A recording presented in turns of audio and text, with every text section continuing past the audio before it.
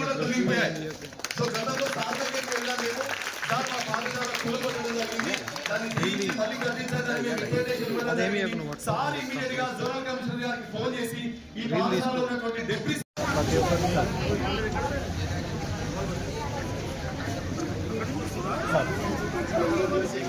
బస్సులో సార్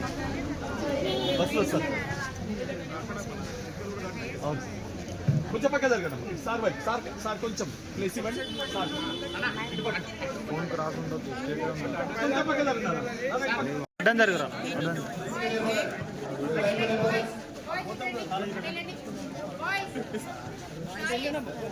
రారా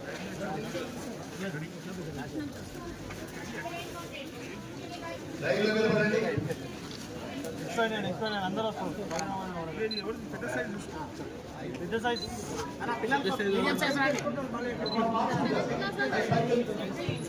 మేడం